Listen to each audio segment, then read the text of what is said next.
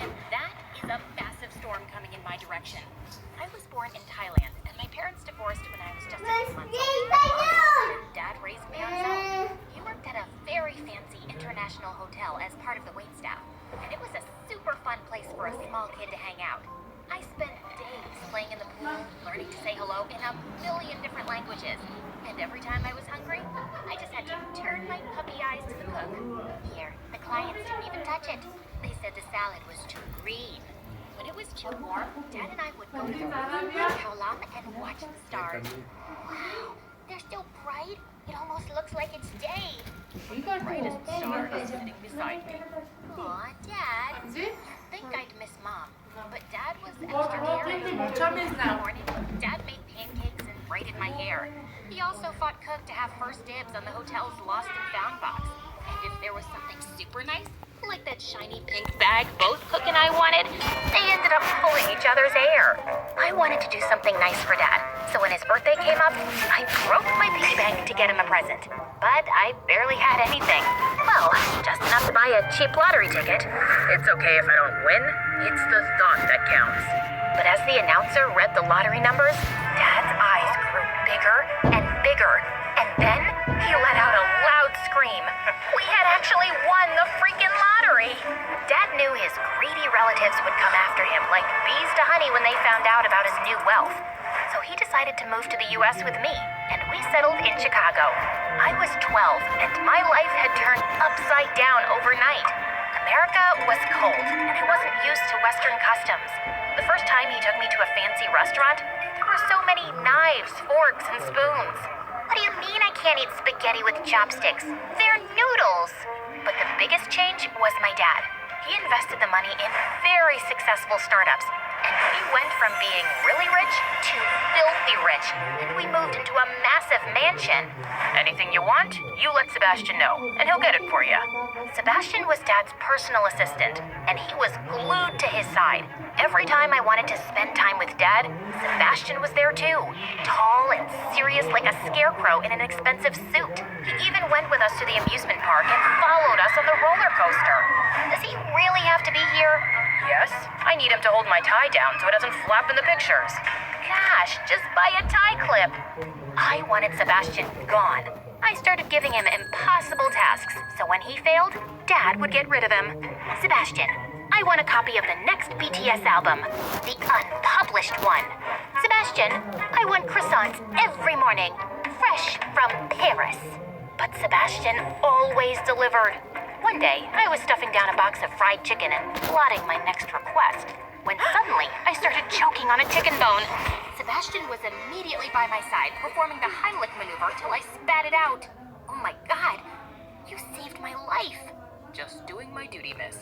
After that incident, I started warming up to Sebastian, thinking of him as my grumpy guardian angel / fairy godmother. When I started high school, I was nervous about whether my new classmates would like me or make fun of my accent. I'd heard American high schools were brutal, but then I met Diana, a total firecracker. Oh, you're from Thailand? I've always wanted to see the Festival of Lights. Yes, it's pretty amazing. We should totally organize one for our school, right? Everyone loved the idea. And while building lanterns with my classmates, I also got to make new friends quickly. As we watched the lanterns float into the sky, I was so happy to bring a piece of my culture to my new home. Diana became my partner in crime. She introduced me to a world of karaoke nights, greasy hamburgers, baseball games, and sleepovers. We spilled secrets about our crushes and talked about my upcoming 16th birthday. You know your dad is planning a massive Sweet 16 party, right? To be honest, I don't really care about a big party. I'd rather do something meaningful, you know? Sebastian helped me organize a day of volunteering with my friends at the local animal shelter. Dad, however, couldn't help going overboard. He donated a new building to the animal charity, complete with VIP grooming stations. I guess even the three-legged half-blind cats deserve a blowout. And they look great on my TikTok. Here, let's grab a selfie. At the end of the day, Dad rolled in the biggest cake I'd ever seen. But suddenly, he tripped and fell face forward into the cake. After a moment of horrified silence, I started laughing. I guess now everyone knows how sweet you are, Dad. He laughed too, and I hugged him, getting frosting all over myself. Best birthday ever! But the very next day, Dad was dropping me off at school when our limo got surrounded by police cars. An officer handcuffed my dad as half the school watched and recorded videos. You're under arrest for fraud. What? That's impossible! As the police took him away, I frantically called Sebastian, but I couldn't get through. Please pick up Sebastian. You're the only one who can fix this. Pick up, pick up. When the police released Dad without charges and without money, he told me Sebastian had transferred everything into offshore accounts, disappeared, and left us with a mountain of debts. We weren't the first family he'd stolen from. He was a con man wanted in 17 countries. This is all my fault. I should have never trusted him. I have a lot of friends. They'll help us out, Dad. But I was so wrong. I discovered that at Diana's doorstep. Wow, you really have some nerve showing up here. What? Oh, you thought we could still be friends? Your dad's a criminal. And who knows what you've been up to? Before, you were rich and exotic. Now, you're poor and toxic. So scram. She tried to slam the door shut, but I pushed her in so hard that she fell on her butt. My dad's not a criminal. Then he's an idiot who got scammed by a butler. I left before I ended up punching her stupid face. I couldn't believe I ever thought of that snake as a friend. Luckily, not all of my friends were as horrible. One helped Dad find a job as a night guard, and another let us stay in her uncle's apartment. I moved to a public school, and things were not so bad, except for one thing. The debt collectors.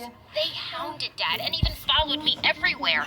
One even pretended to be a teacher to get into the school and took my bag. Hey, give me back my bag. You mean my bag? Where's the money, Pearl? Are you stupid enough to think I carry it around in my school bag? Sebastian took everything, and we're broke, you moron. I don't believe you. Tell your dad to return our money soon, or things are gonna get a lot worse. Of course, I didn't tell Dad. He was already crushed and looked worried all the time. The only time I saw him smiling was when I sent him a selfie I'd taken of us on our old hotel roof. We didn't have much in Thailand, but we were happy. I just had to remind him that happiness was possible here too, but I didn't know how to do that. But then a few months later, I was working part-time at a coffee shop when I overheard two customers chatting about an upcoming meteorite shower. That's it. Dad loved the stars. If I took a picture of the falling stars, it would remind him of us on the rooftop of the hotel in Thailand. It would cheer him up for sure. Chicago boasted a towering skyscraper, over 100 stories high. The roof, reserved for the top floor hotel clients, was just the spot I needed. On the night of the meteorite shower, I sneaked into the hotel's kitchen wearing a borrowed chef's uniform from work, then went to the lost and found. Bingo! I found a perfect fake fur coat and hat. I channeled my inner Paris Hilton and got to the elevators, where a bellhop boy was stationed. He stared at me suspiciously all the way up. You look familiar. Do I know you from somewhere? Unlikely. I don't really mingle with the bellhop crowd. Why? What's wrong with the bellhop crowd? Oh, nothing at all. I'm sure your family's very proud of you. Your mother must have dreamed of a future for you where you press buttons for a living. He turned away silently, and I hopped out of the elevator as we reached the top. I felt bad that I'd offended him, but I was just selling my rich brat role. The view from the top was amazing, but the wind was incredibly strong. As time passed, it intensified, and a thunderstorm loomed on the horizon. Just as I was about to give up, a multitude of shooting stars lit up the sky. I took countless pictures before running back home, and I burst through the front door. Dad, look! Dad! I stopped short when I saw the whole place had been trashed. I ran into the kitchen, where I found a strange woman looking anxious. Who are you? What happened here? And where's my dad? Oh, thank God you're here. Kanya, I'm your mother. What the what now? I didn't even know she was American. I know you don't remember me, but your dad asked me if I could take care of you, so here I am. Excuse me? You're about 16 years too late. I'm sorry. I was so young when you were born, and your dad and I didn't really work out, so I thought leaving was the best solution. I knew he'd take good care of you. You're right. He did a great job, and I want him back. I ran out and called my dad crying. "I'm sorry it has to be this way, sweetie. The debt collectors are getting too dangerous, and I need to draw them away from you, so I'm leaving for good. I love you, and I'll miss you terribly. You have to leave this house immediately and go stay with your mom. And you have to do what she tells you. I may not be able to call or text you again." "No, Dad, wait!" But he had already hung up. Dad was gone. And now I had to leave my house and my school and go live with this stranger at the other end of the city. And she forced me to wear a wig and contact lenses to make myself unrecognizable. I did what she said, but I just wasn't ready to accept her as my parent. I made it my life's mission to find Sebastian and make him return our money so Dad could pay off his debts and come home. I started visiting police stations every day, but no officer wanted to help me until I bumped into... Hey, it's you. Bellhop boy? You recognize me? Yeah, your disguise isn't that great. Also, my name's Enzo, and you owe me a tip. I'm so sorry about that encounter. How about I buy you an apology coffee? Better make it an extra large. It turned out that Enzo had started a new job at the police station as an IT assistant, and he recognized me from the viral video about my dad's arrest. So, now you want to catch this Sebastian guy? Yeah, but I don't know how or where to start. Let me see if I can dig up some info. You'll really help me? Let's say I'm tired of asking. Have you tried switching it off and on again every time something doesn't work around here? Like a couple of Sherlock Holmes, we started tracking famous rich people's social media accounts because such people were usually Sebastian's targets. He's like a tick, looking for the fattest victim to suck on. But Sebastian was also sly, and he knew the police were on his tracks, so no matter how many pictures we looked at, we couldn't find him. Until one day... Wait, isn't that him on the yacht with Siley Myrus? OMG! Yes, even with the mustache, I'd recognize that sleazebag anywhere! Okay, let's zoom in on the boat name and... Found him! He's in Greece, posing as a pet masseuse for TikTok canine stars? The next day, I bought a flight to Greece with the last of my savings while Enzo alerted the local police. Together, we descended on Sebastian. Drop the poodle. You're under arrest. Give me back my money. Your disguise is dumb, and I've already gambled all the money away, stupid. I kicked him in the shin as the police carried him off. I was happy he was caught, but the money was gone. With no chance to pay off our debts, Dad would be on the run forever.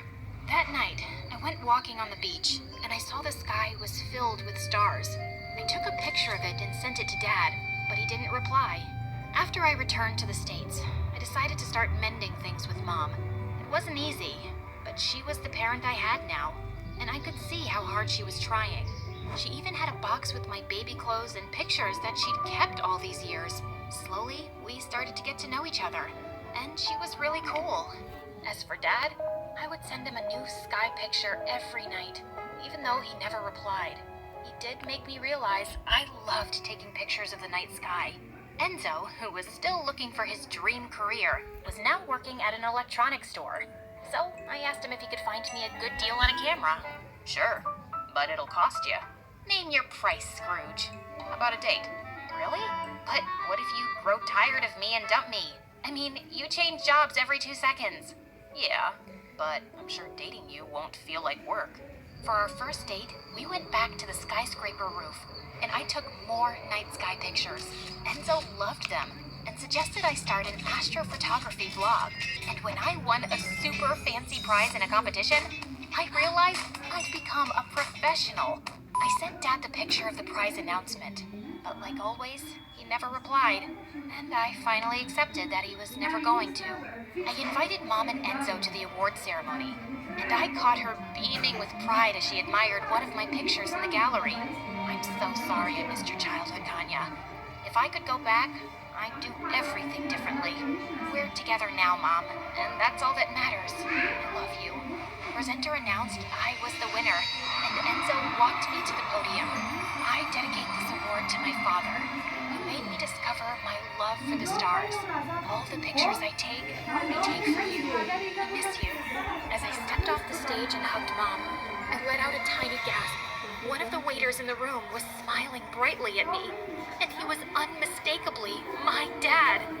He had tears in his eyes as he blew me a kiss, and then quietly left.